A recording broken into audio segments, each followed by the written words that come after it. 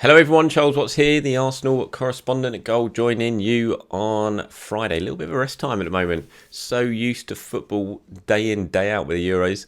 Don't really know what to do with ourselves at the moment. I'm sure you're in the same situation. But it's all back tomorrow night and roll on at the knockout stages, roll on England versus Germany. But let's talk about Arsenal, shall we? And we have got a little bit of movement in the transfer market. I'm sure you've seen the stories. I put it out yesterday. Widespread reports, David Ornstein initially breaking the news that Arsenal are edging closer towards Ben White. It's not done yet. Nothing agreed yet. Nothing signed. We're not at that stage. And I don't think anything is absolutely imminent. So I wouldn't be expecting to see Ben White in an Arsenal shirt in the next couple of days. But as far as I'm aware, things have certainly progressed forward in talks with Brighton. And we are getting closer to something being done. But there is still work to do yet. Arsenal obviously having a 40 million bid turned down for Ben White. It feels like ages ago now. Must have been about 2 weeks ago, 10 days ago, something like that. And talks have continued to Brighton ever since. Arsenal were always going to go back in and try and get this deal done. They weren't really put off by that first bid being rejected. The talks have continued.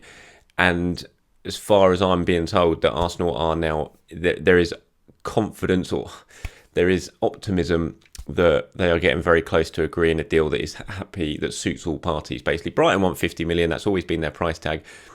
Arsenal now are showing a willingness to sort of get to that figure, but there's a difference in terms of how the structure of the deal is going to be done, and that's where we are at the moment. So, you know, there's a belief on both sides that it's heading in the right direction and this is a deal that can be done, but they still haven't totally agreed on exactly the structure. You know, Arsenal paying maybe 45 million up front, and then the rest paid on add-on. When I say up front, that's not 45 million in one big go. Obviously, it won't be that much money in one big go, but the overall transfer fee will be about 45 million, and then there'll be potential add-ons that will take it up to the 50 million pound mark, and that's where the two clubs are at the moment. They're sort of to-ing and throwing about that in terms of negotiations. Obviously, Arsenal won't be paying 45 million up front for Ben White. As I've said previously, it will be probably 15 million, something like that, and the rest of the transfer deal will be spread over the rest of his contract, as it always works with transfers, other than if you're hitting someone's release clause like Arsenal did with Thomas Partey last season, when you have to pay the full amount straight away. So it is a lot of money. I've seen again yesterday, after that news broke that things were getting closer, a lot of split and divided opinion from fans over whether this is a deal that Arsenal really need to do. Should they be spending the money there, or should they be spending it elsewhere, particularly in a sort of creative midfield area where I think everyone knows Arsenal need to create more if they're going to be more successful. My take from this all is that Arsenal are well aware of what they need to do in other areas of the pitch and in the transfer market, and the fact that they're willing to spend this amount of money on a centre-back suggests to me that we're certainly going to see other movement higher up the pitch in terms of incomings, and that has always been what the sort of word coming out of Arsenal is, that, you know, they are going to be active in this transfer window, and this will probably just be the start of it. I mean, it's a big move, it's a risk, definitely a risk given the size of the transfer fee, and you know, Ben White is relatively unproven. He's only really had one big season in the Premier League with Brighton. Before that, he was at Leeds under Bielsa in the Championship, did very well there. When you speak to people at Brighton, the thing that they always say is that every single sort of step he's made it really, really well and smoothly. When he went to Leeds, you know, he was fantastic in that Bielsa team. They love him at Leeds. He went back to Brighton, fantastic in his first season in the Premier League. He stepped up to England, was great when he made his debut for England.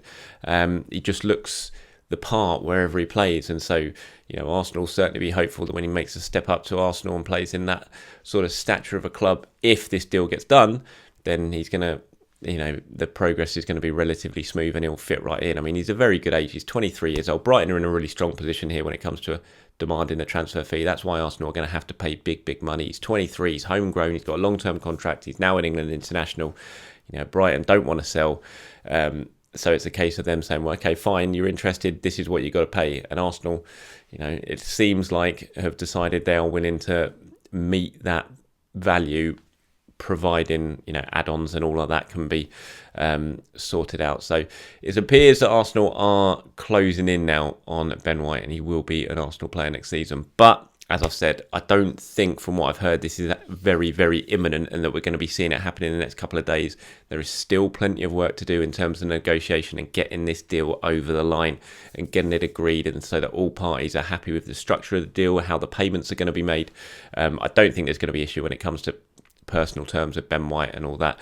I know that his agent and Arsenal have been in talks over this.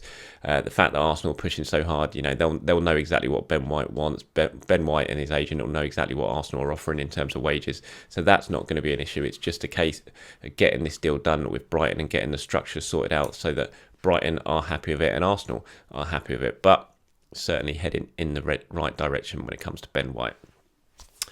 Okay, so from one centre-back to another, one possible incoming to one definite outgoing, Konstantinos Mavropanos has now left Arsenal. That is a deal that has been confirmed. It was initially going to be a permanent deal, but it's only actually been announced as a loan deal with Stuttgart. But it's a loan deal that comes with an obligation to buy for Stuttgart at the end of the season, providing they avoid relegation, which, looking at how they performed last season and looking at how they're looking to strengthen this summer, I would be very surprised if Stuttgart get relegated. So it basically is going to be a permanent move for Konstantinos Mavropanos, barring Stuttgart having an absolute shocker of a season, which I can't really see happening. It's about £5 million, a little bit less than what was being discussed, but Arsenal have now included a sell-on with Mavropanos, so they would get a significant amount of money should Stuttgart go and sell him in a few years' time for big money somewhere else, which could be the case because he's done very, very well at Stuttgart. I think when you look at that transfer fee, it is low. There's no doubt about it. You feel like Arsenal could have got more money for Mavropanos given the season he had last season. Not exactly the biggest amount of money, not that much more than they paid for him a few years ago when they got him out of Greece. I think that was only about 2.5 million. And so, yeah, it's a little bit disappointing when it comes to transfer fee, but I think Arsenal are sort of holding on to the fact that they could get fairly decent chunk of money should Stuttgart sell him on in a couple of years' time if he has a good few years there. I know there's quite a few people who are big fans of Mavropanos. They think maybe he should have come back and been given a chance, but I think we all know with the centre-back situation at Arsenal at the moment, there's plenty of them. Just trying to fit William Saliba, who we'll get to in a minute in this video, into it is hard enough. So I'm not sure Mavropanos had too much of a chance, and he needed to go and play now. And so I think for everyone, it's probably the best move that he moves on, and has a good spell in Germany. Obviously, knows Stuttgart well. They have Sven Mislintat over there as the technical director or chief exec, whatever he is, who was the man who brought Mavropanos to Arsenal in the first place from Greece. So he'll be well settled over there, and hopefully he goes on and has a decent career. So Mats Mavropanos gone. Now, what about the other centre-back Arsenal potentially have, who could potentially leave this summer, in William Saliba? Now, there's no doubt that Ben White, should this signing happen, it's certainly going to cloud Saliba's future even more. Now, as I've said in previous videos, Arsenal still insist that he is going to come back for pre-season. He is going to be given a chance to impress like everyone else. Saliba, understandably, and his people understandably, a little bit concerned about this arrival of Ben White in terms of what it means for them, what it means for him. There is a possibility that he might leave Arsenal this summer, potentially on loan. We'll have to wait and see exactly how he approaches pre-season when he comes back. There are talks that are going to be accelerating over the next couple of weeks in terms of exactly what goes on with William Saliba. We know Arsenal have got Rob Holding and Callum Chambers who can play on the right-hand side of defence. Obviously, if Ben White comes in, that's where he'll be playing. You got Pablo Mari and Gabriel who can play on the left side. So, Saliba's got to look at it. Saliba's people got to look at it and think, what's the best thing for us? We've got to remember Saliba is only 20, very, very young for a centre-back, especially a centre-back who potentially, playing at a top-level club like Arsenal. Not many of those around at 20 playing at that sort of level. So, there is a possibility that he could go on loan. Lots of clubs are interested in William Saliba. Newcastle are one of them. For me personally, I think if Arsenal are going to send him back out on loan again this season, it would be best for all to see him in the Premier League and see how he deals with the demands of the Premier League. He's had his spell in France. He did well with Nice last season.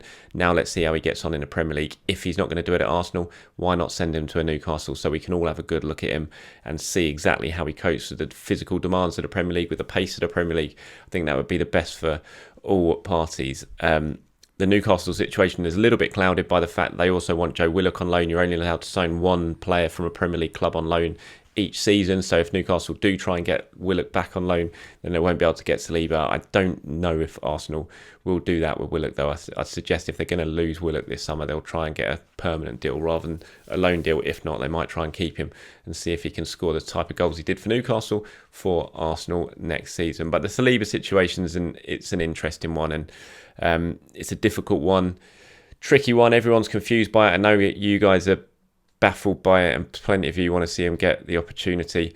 I do wonder now exactly what this Ben White deal will do for Saliba. But as I said, Arsenal still insists that, just like everyone else, he'll come back in pre-season and be given opportunity to impress. So plenty of friendlies coming up. We might get our first look at William Saliba, a proper look at William Saliba in an Arsenal shirt, which will certainly please a lot of people, and it'll be very intriguing to see exactly how he gets on. Just quickly going back to Ben White, actually, I sat down with David Seaman at the end of last week for an interview, and I was talking to him about Ben White. I mean, Seaman, obviously Arsenal legend, but he also very well in at Leeds, where he used to play, Leeds boy, and he was talking about when Ben White, and this is what he had said to me. He said, look, he's got everything needed to go and take hold of it and give it his best shot. He's got the physique, he's got the temperament. At Leeds, it's a high press, high tempo game, so his fitness is also not in doubt. The only question mark you can put on him is, can he play in the big games? But we'll just have to wait and see, because he's not played in them yet. Hopefully he'll go on and play for England, and when he does that, hopefully he'll carry on with his development. Would he be a good signing? Of course he would, because he's a good player. So that was David Seaman talking to me about the potential arrival of Ben White. If Ben White comes in, as I said previously, I think the next one through the door will most likely be Albert Lokonga. Still nothing's agreed with Anderlecht, but as I said, it seems like that one is progressing to a stage where Arsenal will hope it will get done. We've got to wait and see if they can meet Anderlecht's valuation, though it's very, very similar with so many of these transfer deals that are sort of rumbling on at the moment, but haven't quite happened. You got the selling club holding out for as much as you possibly can get. You got the buying club trying to get the deal done for as little as they possibly can. And you got that little game of cat and mouse that I keep talking about, and that's where we are with Albert Lokonga. But hopefully Arsenal will be able to get that done, and he will join. But as I've said before, if he does, I don't expect him to be the only midfielder through the door this summer. That Arsenal will probably look elsewhere to add a more experienced head, especially if, as expected, Granit Xhaka does eventually complete his move to Roma. I can't imagine that Lokonga will be the only midfielder who comes in. If Xhaka goes, you've got to get a more experienced head in there as well, who potentially knows the Premier League. I've talked before about the interest in Ruben Neves. That's something that will probably be revisited once the Euros are over and Portugal are done and Neves is back from that. There are other players. I mean, you've got the big intriguing one of Camavinga. What's going to happen with him? Where's he going to go? Will Arsenal really ramp up an attempt to get him? Be a really ambitious move if they did make that move for him. It looks like he's not going to be signing a contract at the moment, and that could potentially mean he's off this summer. Could Arsenal realistically get such a top talent that everyone in Europe will probably want to get? We'll have to wait and see. I mean, it'd be an intriguing one. Again, he'd be very, very young though, and if you're going to sign Lokonga and then you go and bring in Camavinga as well, it's very, very inexperienced. No matter how talented they are, it's a very, very experienced couple of midfielders when you're losing the experience to the like of Granit Xhaka. So we'll have to wait and see exactly who Arsenal target and really try and bring in when it comes to the central midfield. Lucas Torreira, a little bit of an update on him. His agent's been speaking about his future. I've said before that Torreira's situation is pretty clear. He's allowed to leave. He can move. It's about finding a club that he's happy with, that Arsenal are happy with in terms of payment and structure of a deal for Lucas Torreira's agent. Pablo Bentancur has been talking. He said he wants to go back to Italy. They called me from France, from Russia and Spain, but Lucas wants to embrace the Italian Championship again and prove his worth. Arsenal have understood the situation and will come to meet us. Now, we know Lazio have been linked fairly heavily when it comes to Lucas Torreira. Will that be a deal that gets done? We'll have to wait and see, but I would be very surprised if Lucas Torreira is an Arsenal player come the end of the transfer window. The same goes for Matteo Guendouzi, who is Arsenal still in talks with Marseille over about a potential deal for Guendouzi. Not happened yet, and we're still waiting for that big sort of domino to fall, that everything starts moving forward, not just at Arsenal, everywhere. It's been a very, very slow start to the transfer window. mainly because of the lack of money that is doing rounds. But Arsenal are active. They are getting things done slowly but surely. And anything further happens, please do keep an eye on my Twitter, my social media on goal.com for all the very latest Arsenal news. That's it. Enjoy the rest of your day, everyone. Enjoy Friday. Enjoy the start of your weekend. I'll try and do something over the weekend if I can, if there's much to be said. And please do keep an eye out, as I said, on my social media and Goal for all the latest Arsenal news.